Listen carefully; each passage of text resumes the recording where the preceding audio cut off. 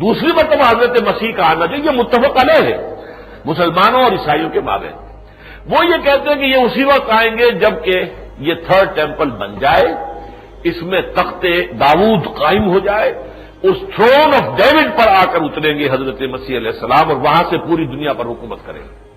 تو گویا کہ ان کا تعلق جو ہے، ان کو کہتے ہیں کرسچن زائنسٹ، یعنی یہودیوں کے اور اسرائیل کے جو سب سے بڑے جو طرفدار ہیں اس وقت امریکہ میں وہ کرسچنز ہیں، پروٹیسٹنٹس ہیں، ایونجلسٹ جن کو کہا جاتا ہے، بڑے بڑے ان میں جو ہے بلی گراہم جیسے جو بڑے بڑے وائس، بڑے بڑے خطیب ہیں۔ تو صورت یہ ہے کہ یہ جگہ ہے جہاں پر کہ جنگ ہوگی۔ فرمایا یجمع لہم اہل الاسلام عدو یجمعون لاہل الشام، شام پر حملہ کرنے کے لیے جو دشمن ہیں عیسائی وہ جمع ہو جائیں گے، ویجمع لہم اہل الاسلام، اسلام والے لوگ بھی مسلمان بھی ان کا مقابلہ کرنے کے لیے جمع ہو جائیں گے۔ فتشرط المسلمون شرطۃ، اب اس میں 3 دن کے بارے میں آتا ہے کہ جنگ بڑی خوفناک ہوگی۔ پہلے دن مسلمانوں میں ایک جماعت ہوگی ڈیتھ اسکواڈ، جو یہ طے کر لے گی کہ ہم واپس زندہ نہیں آئیں گے،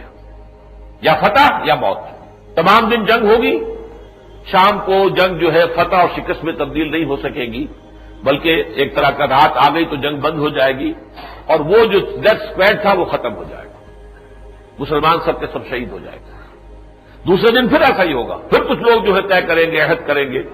اور شرط لگا دیں گے یہ کہ یا مریں گے یا فتح، لیکن فتح حاصل نہیں ہوگی، وہ سب کے سب جو ہے فوت ہو جائیں گے، لیکن شکست بھی نہیں ہوگی۔ تیسری مرتبہ بھی یہی ہوگا، لیکن فرق فرمایا چوتھی مرتبہ فَإِذَا كَانَ يَوْمُ الرَّابِعِ، جب چوتھا دن آئے گا لَهَدَا إِلَيْهِمْ بَقِيَّةُ أَهْلِ الْإِسْلام، پھر تمام جو مسلمان لشکر تھا وہ پورا کا پورا ان پر ایک ہی مرتبہ ٹوٹ پڑے گا۔ فَيَجْعَلُ اللَّهُ الدَّمَرَةَ عَلَيْهِمْ، اللہ تعالیٰ دشمن کی پیٹھیں ان کی طرف کر دے گا، یعنی دشمن بھاگے گا، بے انتہا جو ہے شکست کھا کر بھاگے گا۔ فَيَقْتَتِلُونَ مَقْتَلَةً، پھر وہ جنگ ہوگی، ایسی جنگ ہوگی لم یرا مثلھا، جیسی کہ کبھی دنیا میں دیکھی نہیں گئی، اتنی بڑی جنگ ہوگی۔ حتی ان الطائر لیمر بجنباتہم، یہاں تک کہ ایک پرندہ جو ہے چاہے گا کنی کترا کر لاشوں پر سے میں گزر جاؤں، کوئی ننگی زمین مل جائے جہاں لاش نہ پڑی ہو، فلا یخلفہم، وہ لاشوں کے اس جو بڑا ہوا ہوگا اس میں سے نہیں گزر سکے گا، فلا یخلفہم حتی یخر میتا، کہ یہاں تک کہ پھر وہ بالکل تھک کر گر کے پوری لاشوں کے اوپر گرے گا۔ کتنی لاشیں ہوں گی کہ پرندہ چاہے گا، آپ کو پرندے بھی بڑا اللہ تعالیٰ نے حصے لطیف دی ہوئی ہے، کچھ گندے ایسے بھی ہیں، گدھ وہ تو آتے ہی ہیں مردار کے اوپر، جیسے مکھی جو ہے وہ گندگی پر آتی ہے، ایسے مردار جو کے اوپر آئے گا گدھ، لیکن عام پرندہ جو ہے وہ تو گن کھاتا ہے اس سے، اور وہ جو ہے بچنے کی کوشش کریں گے لیکن جگہ نہیں ہوگی، تھکتے اڑتے اڑتے اڑتے اڑتے اڑتے اڑتے تھک کر گر پڑیں گے، مر کر گر پڑیں گے، اور یہ کہ انہیں جگہ نہیں ملے گی جہاں کہ وہ نیچے اتر سکے اور وہاں کوئی لاش نہ ہو۔ فرمایا فَيُتَعَادُ بَنُو الْأَبْ، اب مسلمان جو ہے ذرا گنتی کریں گے کہ ہم میں کتنے مر گئے کتنے بچے، تو ایک باپ کے بیٹوں کی جب گنتی ہوگی کانو میتن، تو معلوم ہوگا وہ 100 تھے، ہو سکتا ہے دادا کے پوتے شمار ہوتے ہو، یا عربوں میں تو ایک باپ کے بھی 100 بیٹے کو عجیب بات نہیں ہے۔ یہ جو بن لادن صاحب ہیں ان کے بھائی بھی 40-50 ہیں، 60 ہیں شاید، کچھ پتہ نہیں ہے، اور کنگ عبدالعزیز کے بیٹے جو ہیں وہ جن کی حکومت انہی میں چلی آ رہی ہے وہ بھی 40-50 تھے، کوئی پتہ نہیں یہاں پہ کیا مراد ہے۔ فَيُتَعَادُ بَنُو الْأَبْ كَانُوا مِئَةً فَلَا يَجِدُونَهُ بَقِيَ مِنْهَا إِلَّا الرَّجُلُ، وہ دیکھیں گے ان 100 میں سے 99 شہید ہو گئے، صرف ایک بچا۔ فَبِأَيِّ غَنِيمَةٍ يُفْرَحُ، اب آ گئی وہ بات جو شروع میں تھی، اب کیا مال غنیمت سے خوشی حاصل ہوگی؟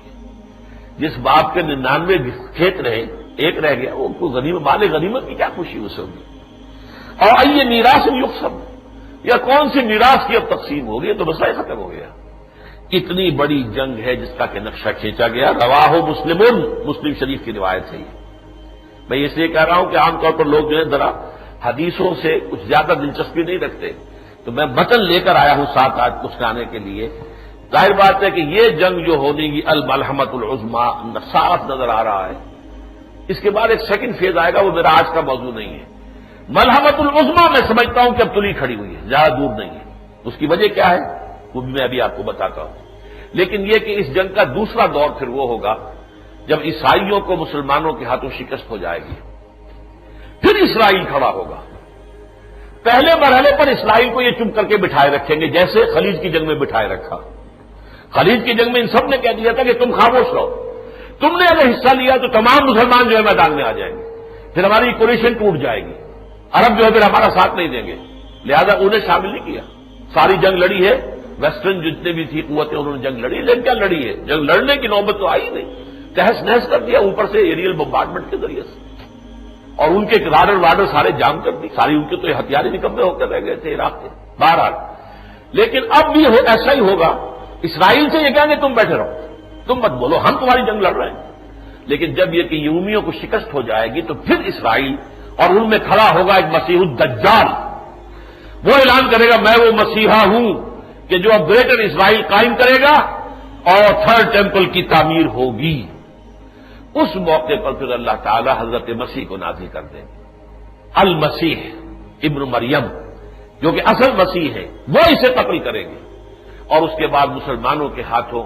یہودیوں کا قتل عام ہوگا، ایک ایک یہودی چن چن کر قتل کر دیا جائے گا۔ اس کی حدیث میں آپ کو پہلے سنا دیتا ہوں، عبداللہ ابن مسعود سے ہے، مسلم شریف کی روایت ہے، حضرت ابو ہریرہ سے ہے رضی اللہ تعالی عنہ، عن ابی ہریرہ قال قال رسول اللہ صلی اللہ علیہ وسلم لا تقوم الساعة حتى يقاتل المسلمون اليهود۔ حضرت ابو ہریرہ روایت کرتے ہیں کہ حضور صلی اللہ علیہ وسلم نے فرمایا قیامت قائم نہیں ہوگی جب تک کہ مسلمان یہودیوں سے جنگ نہیں کریں گے، فیقتلهم المسلمون، اور مسلمان انہیں قتل کریں گے، حتی یختبی الیہودی من وراء الحجر والشجر، یہاں تک کہ اگر کوئی یہودی کسی پتھر کی چٹان کے پیچھے یا کسی درخت کے پیچھے چھپے گا، فیقول الحجر والشجر، تو وہ پتھر چٹان اور وہ درخت جو ہے پکار کر کہے گا یا مسلمو، اے مسلمان، یا عبداللہ، اے اللہ کے بندے، ھذا یہودی خلفی، آؤ یہ میرے پیچھے چھپا ہوا ایک یہودی جو ہے، فتعال، آؤ، فاقتلہ، اسے قتل کر دو، الا الغرقد فانہ من شجر الیہود، سوائے ایک درخت غرقد کا ایسا ہوگا جو یہودیوں کو پناہ دے گا، وہ یہودیوں کا ساتھی ہے۔ اور آج مجھے بتایا گیا ہے کہ سب سے زیادہ پلانٹیشن جو ہے اسرائیل میں وہ غرقد کی گئی ہے۔ اب مجھے نہیں معلوم وہ درخت کیسا ہے، کس نوعیت کا ہے، لیکن سب سے بڑی پلانٹیشن غرقد کی گئی۔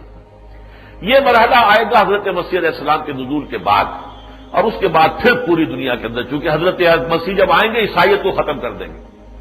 عیسائیت کی عبادت سارا کھڑا ہوا ہے سلیب کے اوپر، وہ کہہ کہ سلیب پر میں چڑھائی نہیں، تم کیا کس چکر میں پڑے ہوئے ہو، یکسر السلیب، وہ سلیب توڑ دیں گے۔ شریعت موسیٰ میں سور حرام تھا، انہوں نے اپنے لیے حلال کر لیا،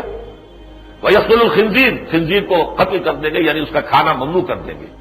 اور اس کے بعد جو ہے ان کا مذہب عیسائیت جو ہے ایز سچ ختم ہو جائے گا، اور تمام عیسائی دنیا مسلمانوں میں شامل ہو کر، اور پھر یہ قوت بنے گی جو پوری دنیا کے اوپر اسلام کو غالب کرے گی۔ آخری مرحلے میں یاجوج ماجوج کا ایک حملہ ہوگا، اور عام طور پر سمجھا جاتا ہے کہ وہ روس اور چین ہوں گے۔